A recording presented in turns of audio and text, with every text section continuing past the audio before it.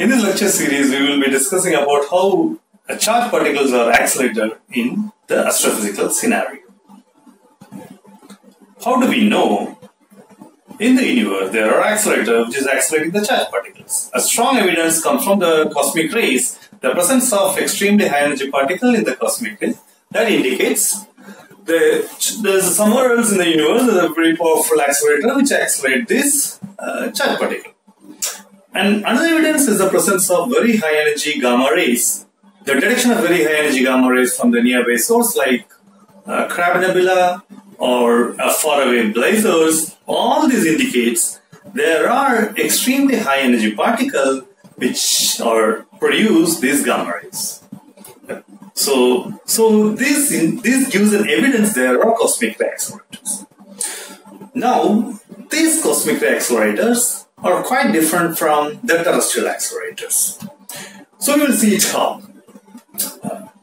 Well, to accelerate a charged particle, work has to be done. So for work to be done, there need a force. Well, for a charged particle, the force acting on a charged particle is given by Lorentz force, where F is equal to cos B by C.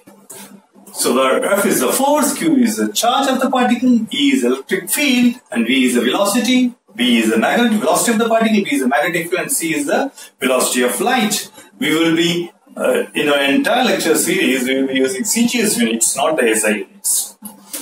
Okay, fine. So for instance, let us take if there is no magnetic field. So then my force will be along the direction of the electric field, and so electric field can do some work, and so electric field can accelerate a charged particle. That's why all the terrestrial accelerators employ an electric field to accelerate the particle. On the other hand, let us consider the case of a magnetic field alone. So if there's only magnetic field, then the force acting will be V cross B is C. So now the force is perpendicular. The force will be perpendicular to the direction of the field. So a field, so there can no work be done. So magnetic field cannot do any work. So magnetic field cannot accelerate the particle. Now the universe is largely charge neutral. So there is no electric field can be large scale electric field can be created which can accelerate the particle, what we see as a cosmic rays or which emits gamma rays. So, but in universe we have only thing is a large scale magnetic field. So now we know the magnetic field cannot accelerate the particle, then how the particles are being accelerated in the universe? Well, the answer is given by the Maxwell's equation as stationary, a constant magnetic field, a stationary magnetic field cannot do work. On the other hand, if a magnetic field is moving, a moving magnetic field can do some work on the particle, and that can accelerate the electrons or protons, whatever the charged particle it is. So let us have a small demonstration, a simple demonstration to show how a moving magnet can do work. Well, we are going to perform a simple demonstration to show a moving magnet can do work. Here I have some material, a simple material you see in day-to-day life. This is an aluminum pipe and this is a magnet. It's a powerful neodymium magnet. Of course, magnet doesn't attract the aluminum pipe. Whereas a magnet can attract the iron metal scale. And then I have one more item, that is an iron screw, which is non-magnetic, you can see, which is non-magnetic. So now what we are going to do is, we are going to drop this screw into the tube and notice the time delay it takes to reach the table. And then I will drop this magnet also into the tube and let us note the delay. So carefully note the delay, how long it is going to take. So I am going to drop the screw now.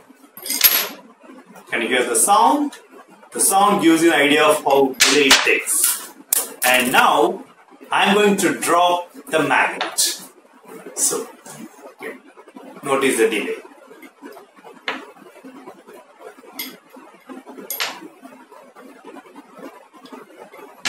Yeah. Notice the delay when a screw is being dropped.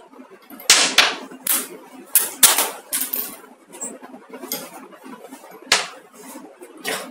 So let us have a closer look on what's happened.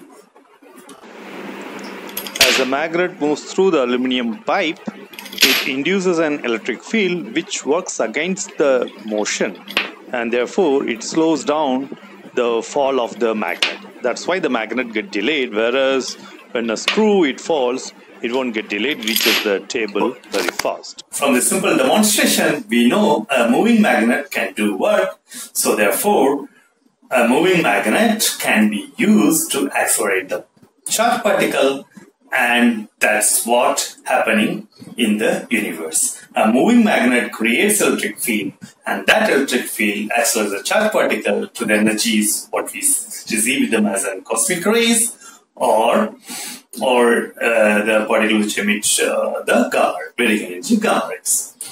Well, now how do we have the moving magnets? We know even a simple our Earth has a large-scale magnetic field, and the Earth is not stationary, the Earth is moving, therefore the magnet is moving, it creates an electric field, so it can accelerate a particle. Now you can do a simple calculation. So moving Earth creates a field, and what is the magnitude of the field, and what is the maximum energy the electron can be accelerated? One can do it in your pen and paper, in a simple calculation, you can do, I leave it to you. So you can do. So you will see this Earth or Sun or whatever, the magnetic field, the motion of those objects and the magnetic field are not sufficient to accelerate the particle to extremely STV, GeV, EV energies where we get a cosmic rays or your very energy gamma rays. So there has to be a much more efficient phenomenon. Means efficient moving magnets which should accelerate the particle. Now, so what the next option is? We also know in the universe, most of the matter is in the form of plasma, and plasma have a very peculiar property. The plasma freezes the magnetic field, and this moves. And if a plasma is moving, the plasma carries the frozen in magnetic field, and if these moving magnetic fields are somehow employed to accelerate the particle, you will see this can indeed accelerate a particle to very high energies to explain your cosmic rays as well as your very high energy gamma radiation. So in this lecture series, we will be discussing about the particle acceleration by these moving magnets, and the moving magnets are embedded into the plasma flow. So typically we will be speaking about two types of acceleration. First one is a magnetic reconnection.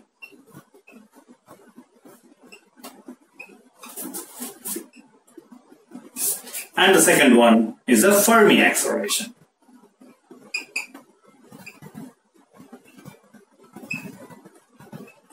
And this comes in two types. One is the first order and the second order,